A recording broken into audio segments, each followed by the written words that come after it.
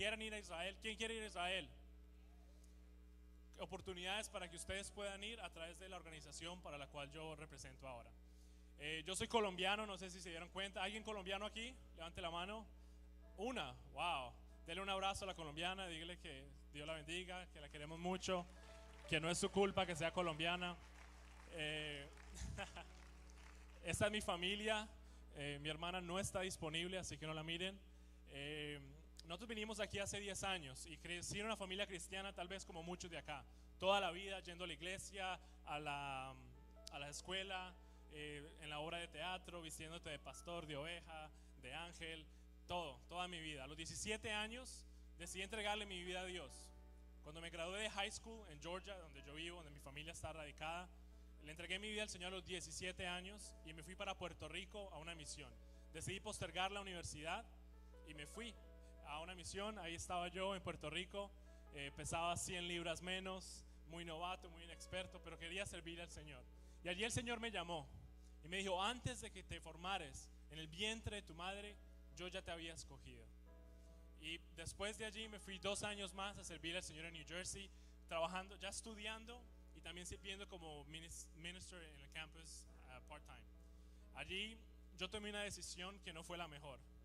Como decía el pastor, yo decidí dejar la misión a un lado, dejar mi llamado a un lado y volver a Atlanta a estudiar porque quería realizarme. Quería primero ser abogado, quería primero ser político, quería primero quemar las etapas antes de poder servir al Señor. ¿Alguno de ustedes tiene llamado aquí para servir al Señor? ¿Alguna persona siente, tal vez usted está seguro que el Señor lo llamó, tal vez usted no está seguro? Tal vez Dios lo llamó en un momento y usted se ha olvidado de ese llamado y lo ha dejado a un lado. Quisiera que esta noche usted aprendiera la lección de los errores que yo cometí. Yo me metí, me alejé de la iglesia, me alejé del Señor y el Señor me bendijo dentro de su misericordia. Llegué a ser el estudiante más importante de la universidad más grande de Georgia, 50,000 estudiantes. Llegué a ser el presidente del gobierno de estudiantes con un presupuesto de $50 millones, con unas oficinas, 2 secretarias, trabajaba en la Corte Suprema. Todos los premios de liderazgo de la universidad me los gané yo en un año. Hasta la familia Martin Luther King me dio un premio por ser la persona que más representaba los valores de Martin Luther King. Y el Señor me dejó llenar mi ego.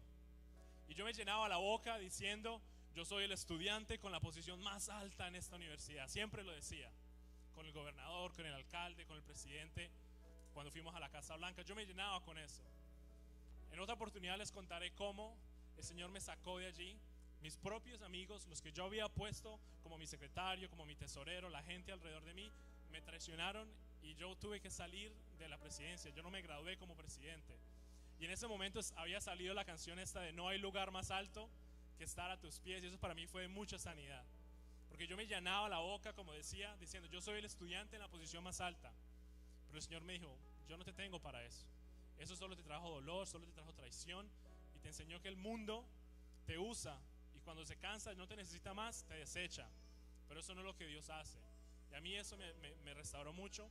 Y siendo presidente, el Señor usó a Israel para recordarme quién era yo. Vamos a la siguiente. Just click next, please. Yeah. A mí me mandaron un email invitándome a Israel. Me mandaron un email diciendo: usted es el presidente de la universidad, queremos llevar las 10 universidades más grandes del país a Israel completamente gratis. Y yo dije: está bien, yo quiero ir. En este momento yo odiaba a Israel, porque yo había creído todas las cosas que ustedes seguramente escuchan en las noticias. De que Israel es un estado apartheid, de que es una ocupación, de que maltrata a los palestinos, de que hay violaciones de derechos humanos, en fin. Y todas esas cosas yo me las creía. Y yo siendo cristiano, mi mamá fue a Israel, mi papá fue a Israel.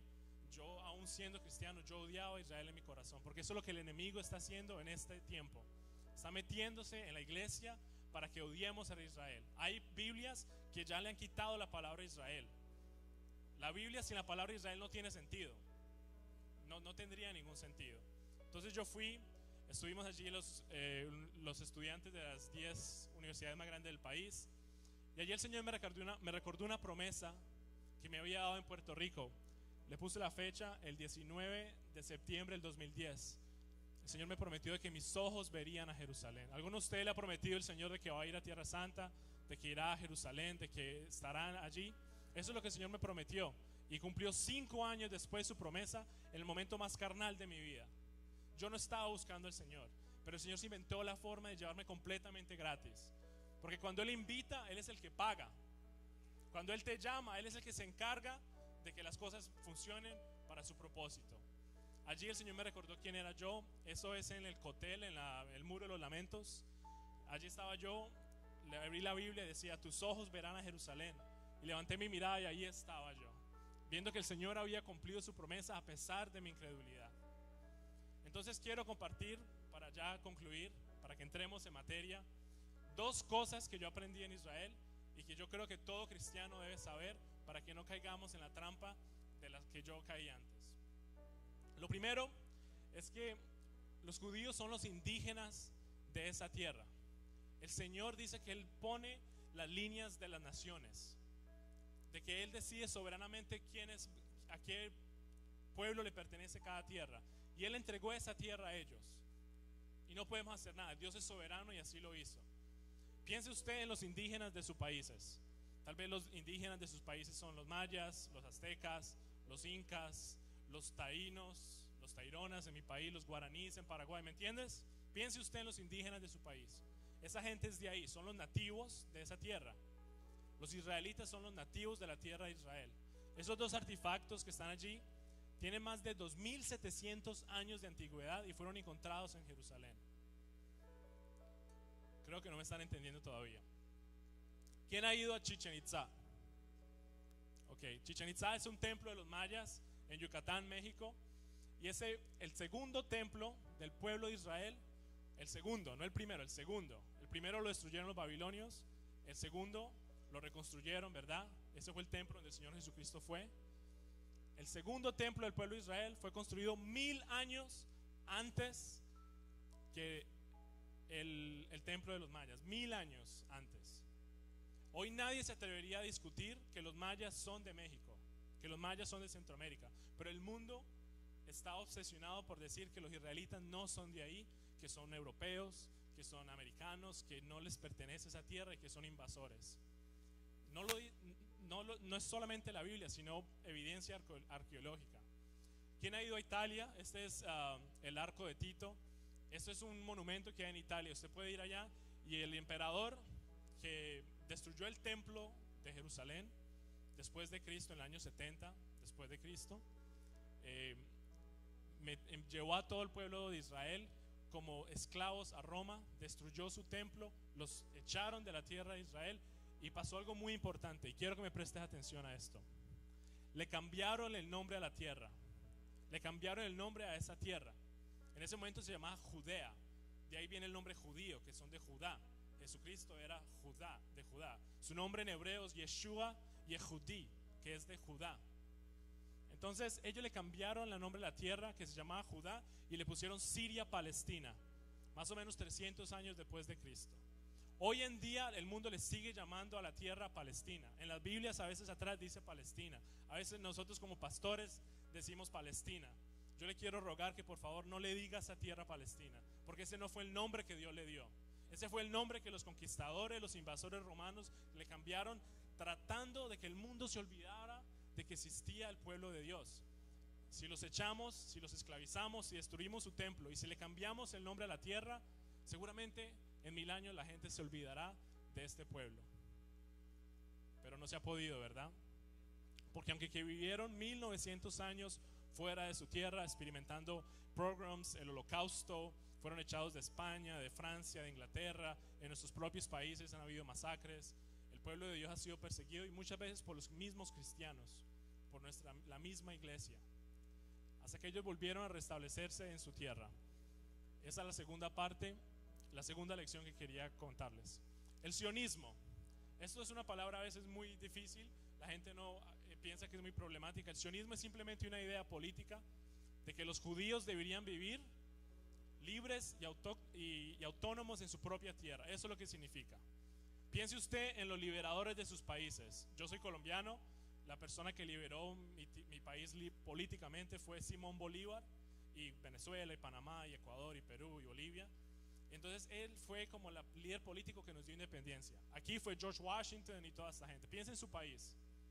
Este señor se llama Herzl y él fue eso para el pueblo judío.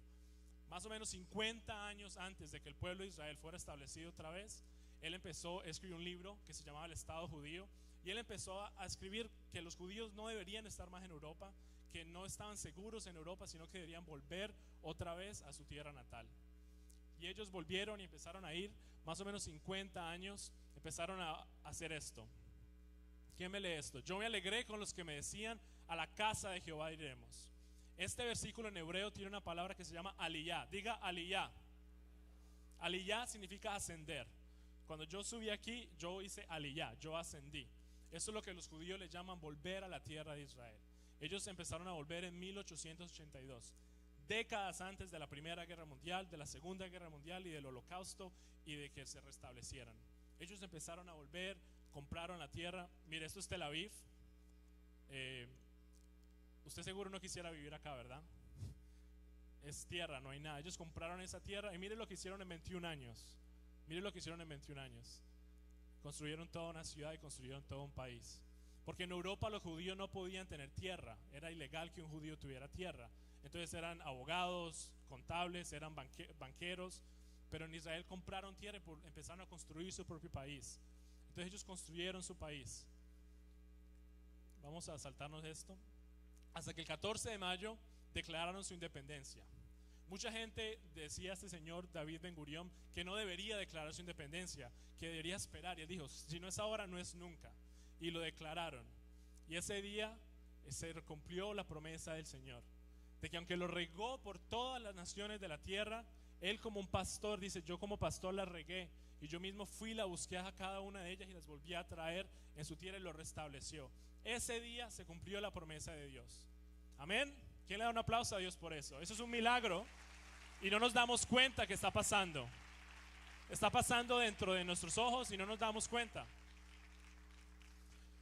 Vamos a Isaías 66:7 para terminar. El pastor me dijo que una hora, ¿no? Solo para terminar, 66:7 dice, y continuamos leyendo un poco, dice, antes que estuviese de parto, dio a luz, antes que le viniesen dolores, dio a luz hijo. Escuchen, ¿quién oyó cosa semejante? ¿Quién vio tal cosa? ¿Concebirá la tierra en un día? ¿Nacerá una nación de una vez? Pues en cuanto Sión estuvo de parto, dio a luz sus hijos. ¿Eso qué significa? De que el día que ellos declararon su independencia, en ese salón que usted puede ir hoy, está allá en Israel, en ese momento declararon su independencia y nació la nación entera. Ya tenían ejército, ya tenían fuerza aérea, ya tenían hospitales, ya tenían escuelas, porque habían pasado 50 años construyendo y construyendo la tierra. Lo que yo quiero decirle a usted es que las Naciones Unidas no le dieron a Israel su nacionalidad. No fue Estados Unidos, no fue Inglaterra, no fue nadie, fueron ellos mismos. El Dios puso en su corazón el querer por el hacer, y ellos volvieron a establecer su tierra. Y en un día ya estaba toda la nación. ¿Quién ha visto eso? Que en un día una nación declare su independencia y ya tenga todas sus instituciones democráticas, su sociedad civil, y ya estaba todo establecido. Eso es un milagro de Dios que se cumplió. Hay 13 profecías. Vamos a estudiarlas todas, no mentiras. Solo quería mencionarlas. Hay 13 profecías que el Señor ha cumplido en el pueblo de Israel. 13, ahí están todas y todas se han cumplido. Faltan 3 por cumplirse. Yo no sé usted, pero si hay un Dios que cumple 13 promesas, yo le voy a creer que Él va a cumplir las otras 3, ¿sí o no?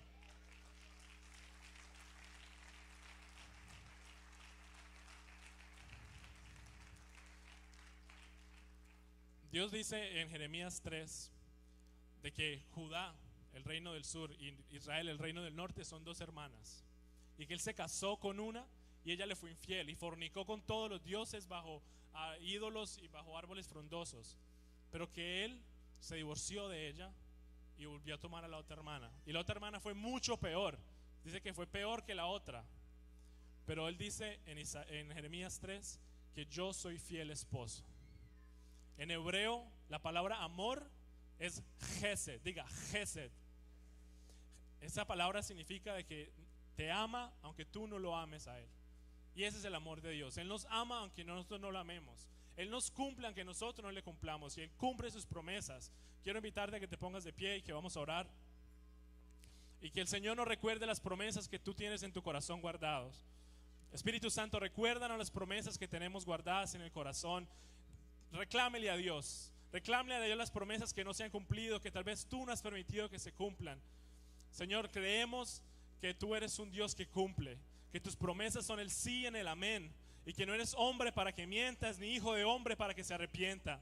Créale al Señor de que las promesas para su vida se van a cumplir. Señor, te damos gracias por el pueblo de Israel, porque a través de esta nación nos has mostrado lo lindo que es tu corazón, lo fiel que eres, lo amoroso que eres y lo paciente que eres, que verdaderamente tu misericordia se renueva todas las mañanas para con nosotros. Dele un aplauso a Dios y dale gracias por su fidelidad, y declare en el nombre de Cristo de que sus promesas se van a cumplir en su vida y que el Señor va a cumplir su propósito en usted.